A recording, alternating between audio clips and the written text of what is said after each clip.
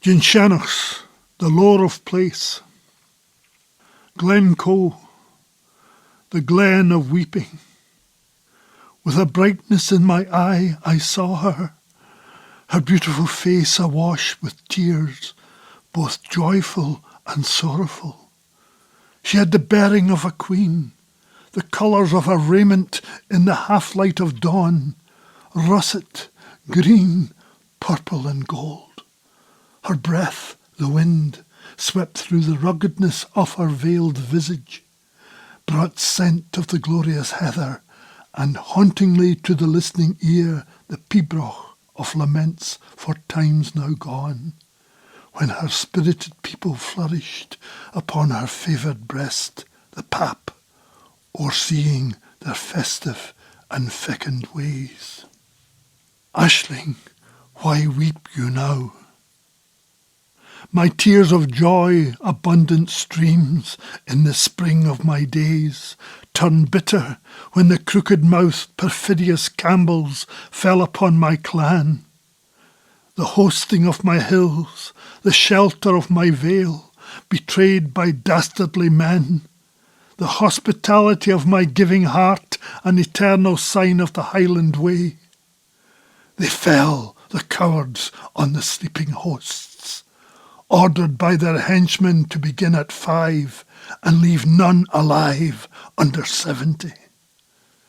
My people were like lambs before jackals.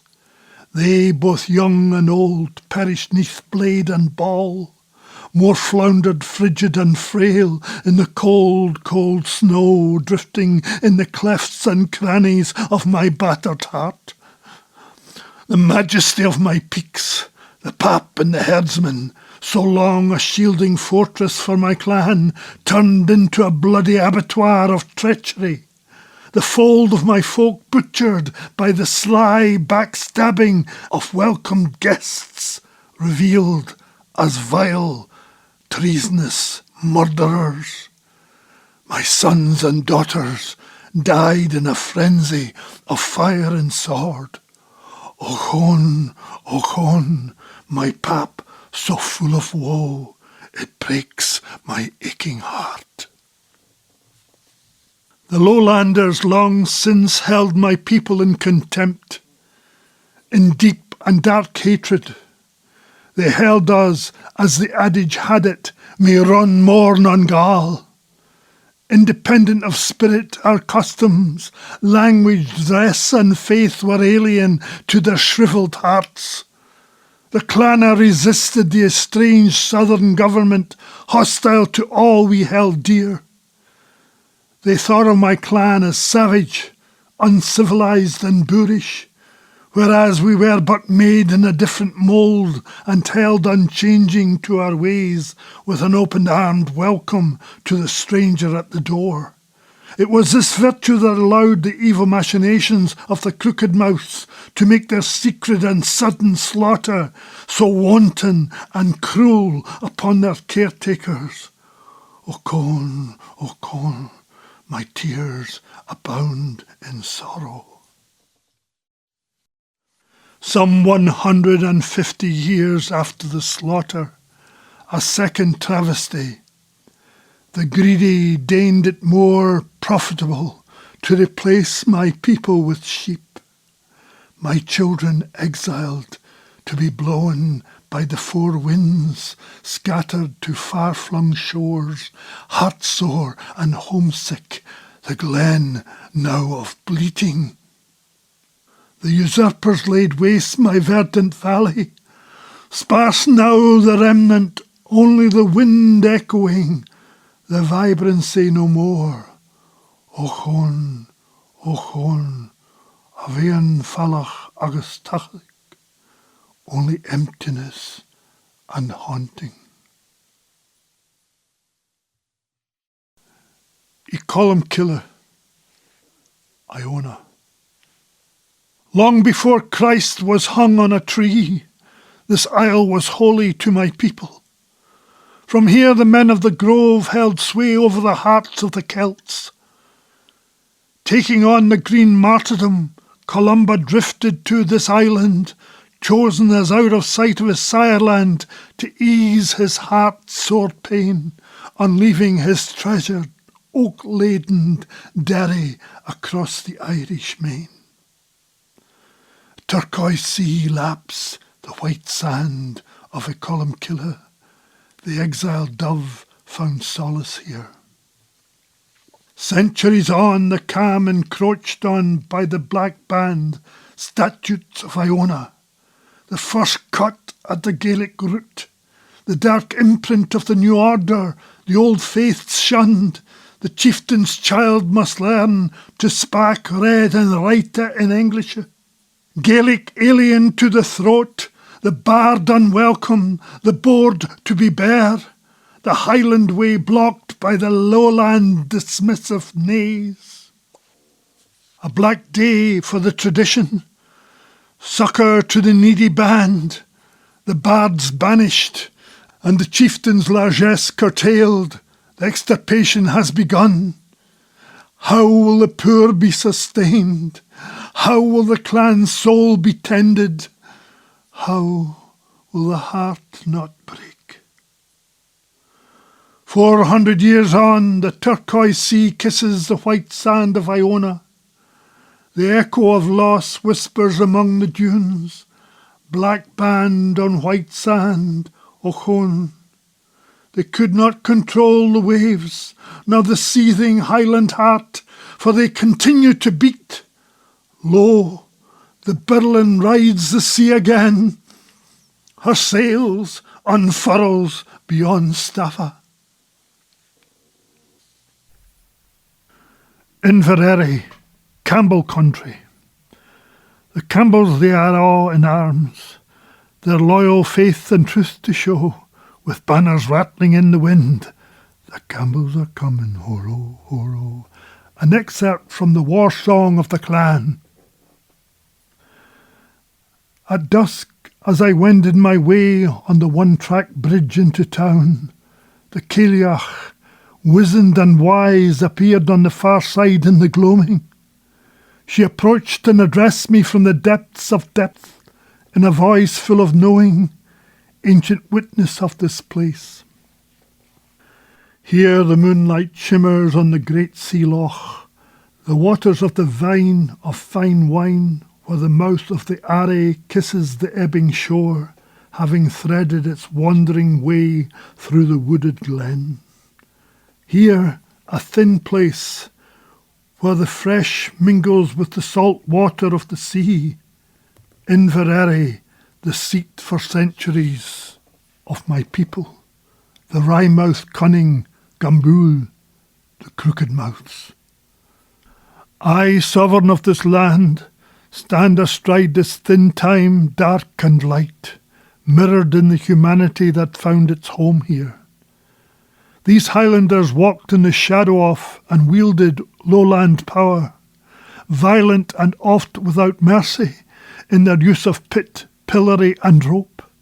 Harsh too in their rash, biased judgments, meted out again and again on recalcitrant foes like the MacDonald and the MacGregor. Through the dank, dark Tolbooth and ruthless lash of the Merket Cross, to death doled out on the great tree on Doom Hill, they dispensed Campbell law. The clan chose sides adroitly, lucky in their feudal choices, opting for the victors from the day of Bruce on. They prospered, gaining tracts of land for their fealty. As barristers in later times, the crooked mouths were able to dupe other clans with legal loopholes and chicanery. They flourished more by leasing ceded land to the dispossessed, who became embittered as the Campbells became enriched. The name anathema to many. While their motto, Ne Oclivis Caris, do not forget, reveals a bold tenacity for tradition, their talisman, the boar, symbolic of sovereignty, holds a Highland constant, a fire for freedom, as natural as breath. All clansmen gave their loyalty to their chieftain as free, sovereign souls. They were obsequious to none. This liberty fused clans in a strong filial and fraternal bond. This bond made the Campbells formidable, as echoed in their battle song. They further adopted the more egalitarian faith of the lowlands, Presbyterianism, a major shift solidifying their status. They became staunch pillars of the establishment, and despite the ban on Highland dress, were permitted their tartan as members of the Black Watch, fashioned to police their neighbours. The Campbells are not only coming, they have been here for centuries. The Cailleach turned away, fading fast into the shadows as a cool breeze blew along the shore, held in her words in that thin time and place, like the fresh and salt water mingled there, the mixed nature of human beings, here the crooked mouths, the denizens of Inverary. Elegies. Michael. The folly that man does or must suffer if he woos a proud woman, not kindred of his soul. William Butler Yeats, A Dialogue of Self and Soul. A mound of refuse or the sweepings of a street, old kettles, old bottles and a broken can, old iron, old bones, old rags, that raving slut who keeps the till. Now that my ladder's gone, I must lie down where all the ladders start, in the foul rag and bone shop of the heart. William Butler Yeats, The Circus Animal's Desertion. Off to war you went, desiring to do your duty or test your mettle against the fascist foe. You left behind the love of your life, the not long married wife, returning from that soulless strife to find the roving slut flown. Your heart breaks into 1,000 shards, like a fallen, fragile vase upon a floor of stone. How to respond to the engulfing despond? The lack of peace of mind when off to war is amplified now in the despair of your dismantled, shattered heart. How did this happen? Lured by the flashing eye, the comely figure, the seeming gentleness, and the cooing murmur of Eros, thrown now into purgatorial pain no indulgence can alter, a lost paradise. All is fire. The ash falls slowly from the pyre of your heart. Your wealth of wit and silver voice, muted always in the shadow of your fate. Glasgow's flourishing never reached your gate, blocked by the stone of lack and the lacuna of love. A singer in singer's factory, your life stitched up in anonymity. Talent and potential broken, swept rubbish upon the lees of life. You ended your day's ironic touch, sweeping the grit and grime, the dreck and dross of your native streets. Humble and resolute, you wade through the drab debris of the city's lanes and alleys, seeking no doubt also to search the detritus of your own pain, to clear the silt of years, cleanse the betrayal of so long ago that set your life into a shadow as dim as the gaslight of your tenement home. You would turn to drink at times, to batten down, to dampen, to tamp down the fierce ache of your battered soul. A light in the darkness of your going was the umbilical cord to Donegal, whereof you'd travel, to be amidst your people and assuage the hurt of your haunted heart. Cherished for your docile nature, your warm wit and stirring song, a strong seed, withered even before it sprouted, cobbled over so early, stunted never truly to blossom, fallen on stony ground, swept away by the brush of fate, to die too soon and unacclaimed until now. Ballymurphy, 1971. In the twilight of evening I saw her.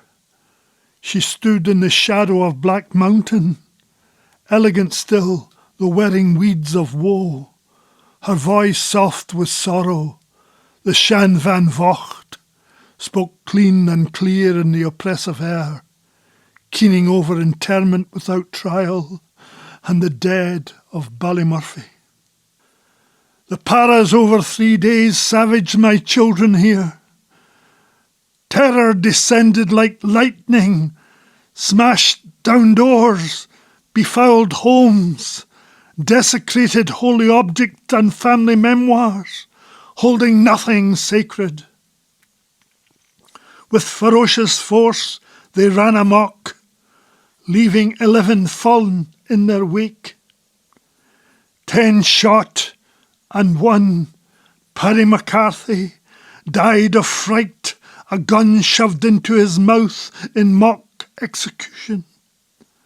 The other blameless 10, I tell their names. Father Hugh Mullen, under a flag of truce. The only woman, Joan Conley, a mother of 8. John Lafferty, shot in the back.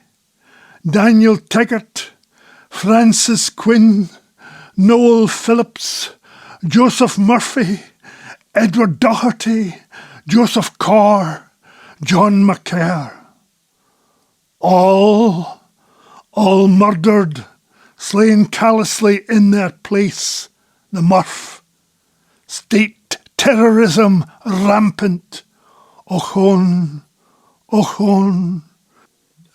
My grief so deep as I remember the slaughter of sons and daughters from Drogheda through the Great Hunger, the era of the Black and Tans, Croke Park, Bloody Sunday later in Derry, travesties, stains on the butcher's apron, my memories weigh like stones in the heart, petrified, of soldiers without empathy, my people with fear, and myself with long suffering.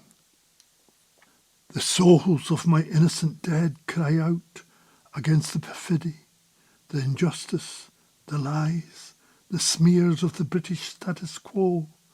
Of course, they say, they opened fire first. Our paras are not savages, but disciplined, orderly, heroic chaps, the very cream of our forces. They faced extreme circumstances, a host of wild Irish nationalists and gunmen in every shadow. What has the latest inquest found behind the whitewashed sepulchre, fashioned by an equivocating, lying government, epitomised in the words of the Secretary of Northern Ireland, describing the soldiers' actions as dignified and appropriate, and certified as fact by a corrupt British media, sensationalising paras under fire from gunmen in the crowd. We, the free press, can say and write what we want. That is our power, that is our right. The voice of the people can be ignored. Insignificant, mere Irish, non-entities against the march of our Great Britain. We are the heirs of the greatest empire ever, upon which the sun never set. We answer to no one. We are steadfast in the belief of our virtue and all our causes. Ro Britannia, our call. Where is the light in their civilised discourse? Where the truth in their dripping tongues? Where the justice in their powdered wigs? Today my clana are exonerated, yet there is still ice in the heart. Is there truly justice in an admission that took so long to come? How does one retrieve innocent lives lost? How can this be rectified? It cannot. All that is left is forgiveness and the grave. As she spoke these last words, she turned to the black mountain, vanishing into the dark of night. A cold wind blew through my sparse hair as I imagined the fallen in my mind's eye. Forgiveness and the grave. Hasp, we stand, our toes in water and our heels in sand, in the moment of the cracked sky. The crepuscular light spills through the gap. We murmur, now deposed from our declamation. We whisper in the dark, where once we were strong voices in the fated wind. We speak quietly now who we are, and sing softly the love of our people, where once we would declare our faith and heritage around the fires. How to reshape our story, relight the flame in the hearts and hearths of our clans, those that have long been dampened, neglected, lain dormant under a foreign shadow. We must blow the fire awake, remove the dark from our eyes, to see again the clear pool of our being, the holy well of our soul, to perceive again the ways of the gale, transcribe the past into the present, reclaiming the echoes in the labyrinths of the ear, the sea and the seashell, the standing stones, the hollowed hills, the great glens, the lowly bog water, the gurgling burns, the towering bens, the sheltered braes, the brimming lochs, echoes too of the Dagda, the good God, his daughter Bridget of fire and poetry, Finn and the Fianna, Cuchulainn, Ferdia and the mighty Maeve, cairns of memory, beehive huts, curras and coracles, the songs and tales, the holy hospitable hearth, the pulsing heart, all in rhythm with the Oran Mor, echoing ever in the remembered wholeness, clad with the eternal stillness in the hasp of the living breath. Heirloom of the soul, unfocused yearning, the sense of something precious lost, from John Boyle's Laugh. A baby taken from her mother's womb has a longing for return, knows no reason, feels only the void. To lose a culture leaves a crack in the heart, separates the pulse from its source, debilitates the sense of belonging, cuts off the continuity of influence of inspiration. Transplanted the soul longs for the familias, the tribe from which it sprung. Like a salmon leaping up the wrong river from an alien sea, the exile soul holds a longing for some rectification, an adjustment which never comes, perhaps never can. When one loses a culture, how difficult its reclamation. What is lost is the omphalos of the soul, for which we reach out, but in the helter-skelter of our life it shifts. We pore over the past, but are misunderstood, unwanted, sometimes scorned by our erstwhile cousins who have remained attached. The mother for whom we long has passed, leaving a modernised, materialist, English-speaking, flippant, jaded drone. The tales now told around tables are rumours of sexual promiscuity, around the peninsula, of bloated priests and the rise of STDs in Kerry. Cuchulainn, Finn and the Fianna fail and fall forgotten, and Pierce's vision of a renewed gale fades. The longing that leaks from the crack in the heart evaporates in a vacuum, the wounds only deepened with the changing wind, carrying salt from the Celtic Sea that smarts and burns caustically. How does one repair the crevice in a culture? How does one bridge the void of yearning? Treading the wafting air, we fall into 1,000 shards of an ancient tradition, now waning, all but gone, O Corn, perhaps never to wax again. Poems from the Barricadas. The camera. To put yourself out there, to bring back images, to film the dead and dying, the pain and wretchedness, and yet remain tearless and firm as the lens itself, is impossible. You must lie in the fetid, humid dark of Somalia or El Salvador, turning sweat wet between the sheets, and cry for yourself and humanity, the lens of your eye cleansed by the feeling of your heart. None can take on such grief and not be affected. The lens probes deeply into hate and depravity, travelling over a Via Dolorosa, burnt-out vehicles, shattered by clean technologies, a scrapyard in the desert. Where are the drivers now, so cleanly killed on the viewer? Harsh burning hell, an inferno of steel, rubber and flesh.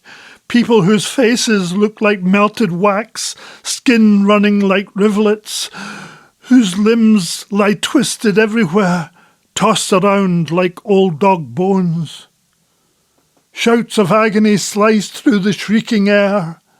Primal cries for mothers to come and bring succour in the torment, a poignant pain, a wish to reverse the impact and return all to the normality that was and can be no more.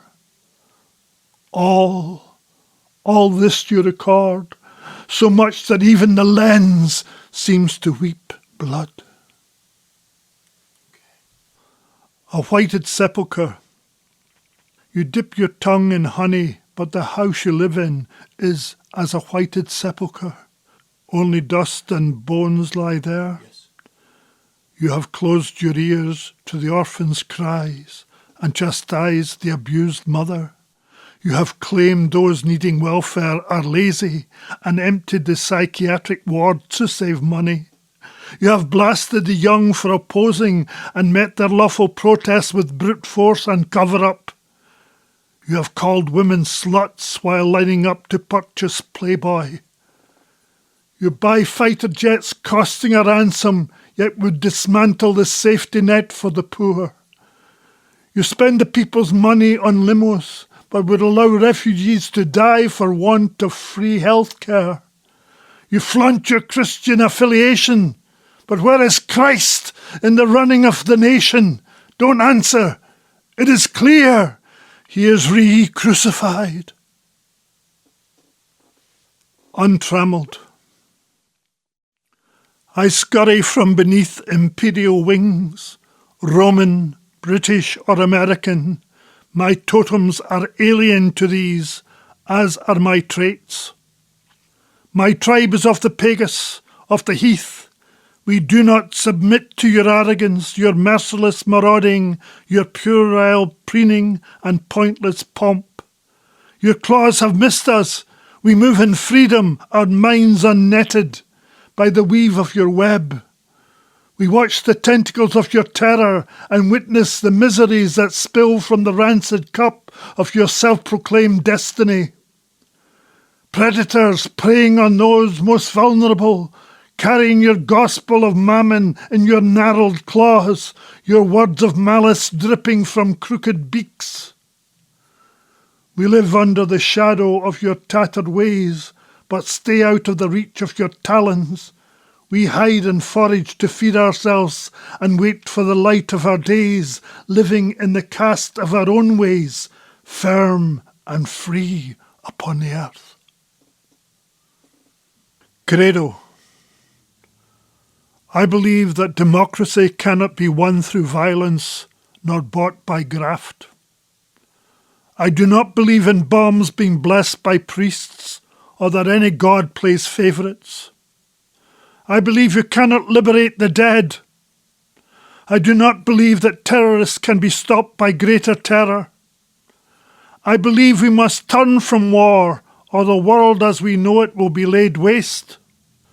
I do not believe in building weaponry. There is no security in hungry mouths. I believe we must find ways to settle differences without dealing in death. I do not believe in racism, as seeking to prop egos by supposing superiority. I believe in education, in the struggle to lift the veil of ignorance. I do not believe all that is written. Many words conceal rather than reveal. I believe peace cannot be found in military arms, but only in open human ones. I do not believe in weapons of mass destruction, no matter who holds them. I want to believe in the brotherhood of man, the weft of womanhood, that we are all connected, that we are one, and that the power of the people ultimately will put an end to war. Ruminations. Help thou my unbelief. I'm unsure. The cynics abound now, and their scornful cries fall on my battered heart. But there is something in me which sees the glory in the deeds and words, the aspect of this holy man, Christ, sees wisdom and compassion. The verities of the Buddha shine like the beatific vision said to engulf him. I believe something in my path touches his path, and I am emboldened by his courage and his doubt. Eli, Eli, lama sabachthani. Moments of despair leave him as human as I, lost on occasion in the welter of a world awry and compassionless, ignorant and ignoble, screaming inane obscenities into the void. There is a model in Christ who hushes the storms, turns from violence and finds forgiveness even for his enemies. His way is in the now, and the peace that passes all is found in its heart, the gift of the teacher for all and forever. A new earth. Tear down the walls, let the boundaries fall. Remove the brooding bellicose barriers. Let humanity flow like rivers coursing across the blue face of the earth. Let the walls of the mind fall, lest our world never be free, nor ever one, should we continue to see the other as different, as inferior. The harsh, tight walls of prejudice, fear and hate must be toppled. The walls that isolate each in a blinkered cell must be brought down. For a world of peace and human bonding, tear down the walls. We have allowed the towers of myopic ideologies to block the vision of the one source made manifest in so many ways. We must fell these towers, for they block the living sun.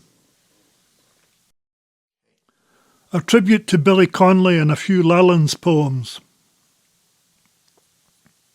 The unsayable.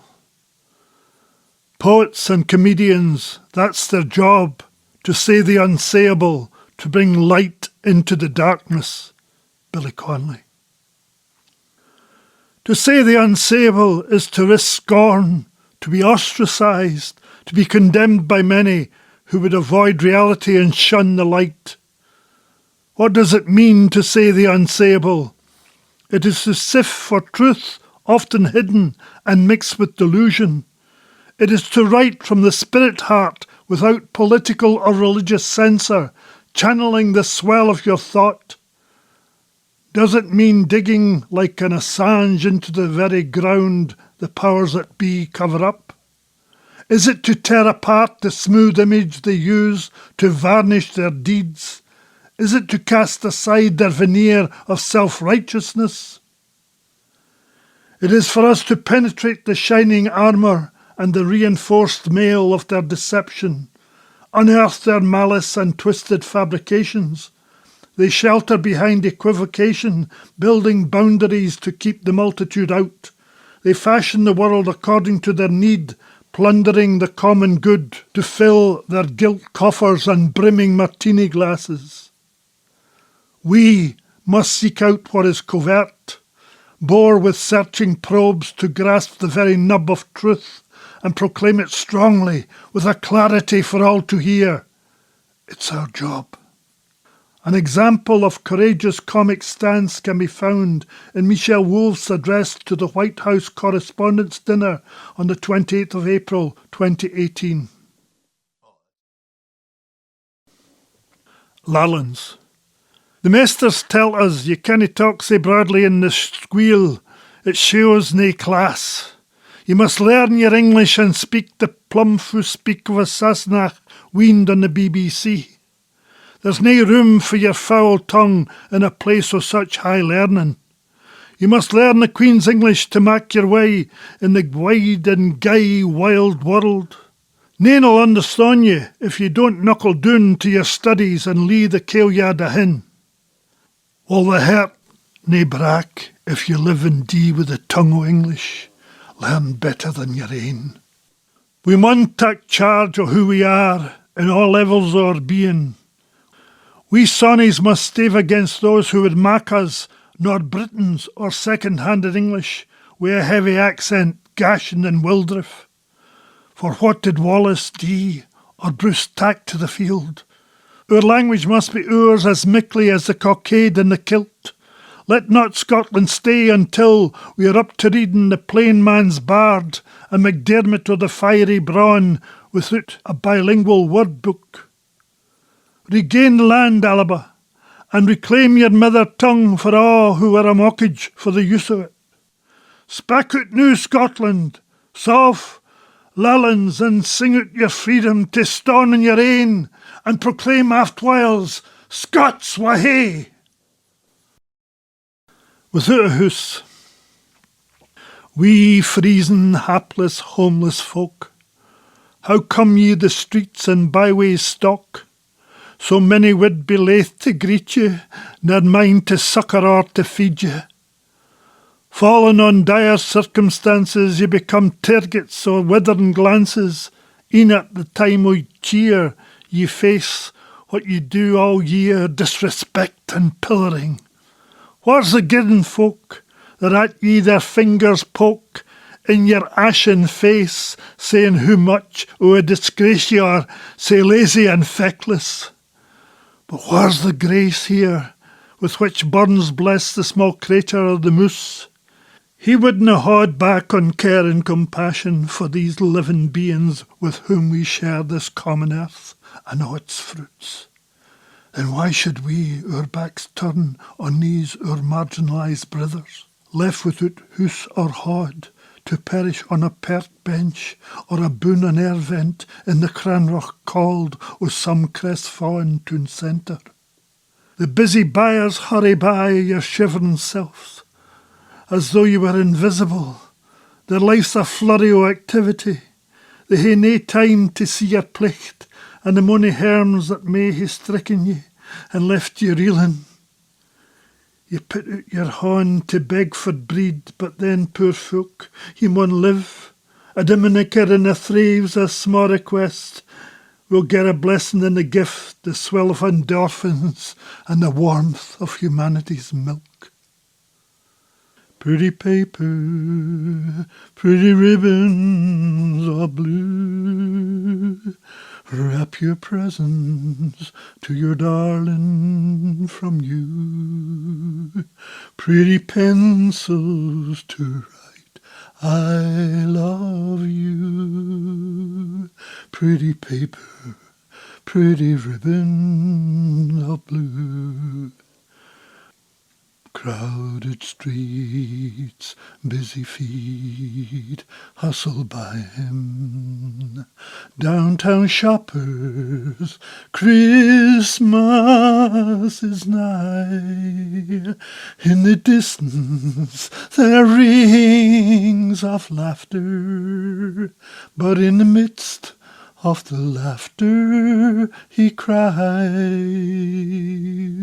Pretty paper, pretty ribbons of blue, wrap your presents to your darling from you.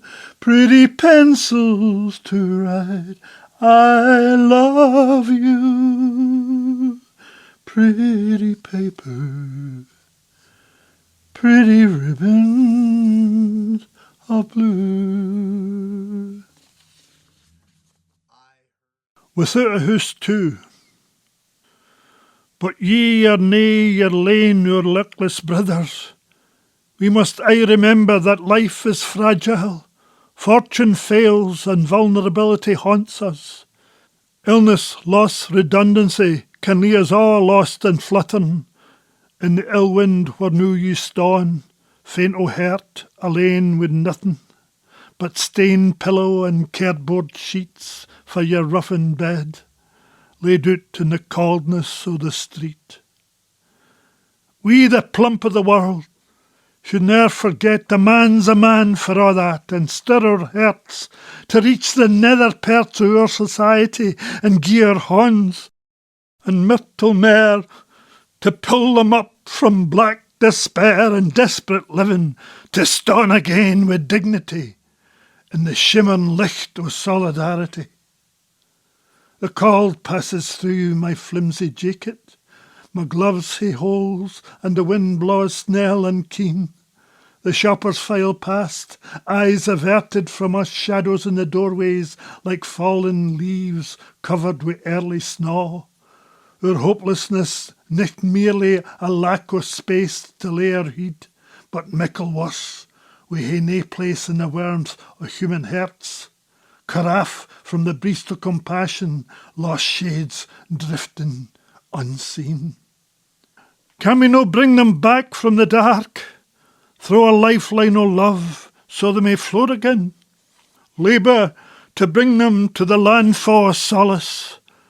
Let us open our hearts fully, gather the leaves and stibble to big hooses for our poor earth-born companions and fellow mortals.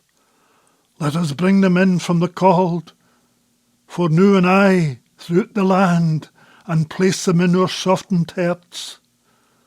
For a man's a man for a' that. A final word, the way. Seeking the path of humility, wisdom and mildness, like water, we must flow to the lowest level, be the unassuming soul, a natural force upon the earth, a flash in the ego-filled dark, a drink in the desert of blind materialism, a depth beyond the shallow of the world, a channel of compassion through stones of hatred, a dam against the harshness of injustice, a sluiceway through the hardness of the heart, a weir that erodes the sediment of clogged thinking, a crystal spring that adds insight into being, washing the very bedrock of life. The weir that erodes the sediment of clogged thinking, a crystal spring that adds insight into being, washing the very bedrock of life, embracing the whole like quiet, pulsing water, the way of our going.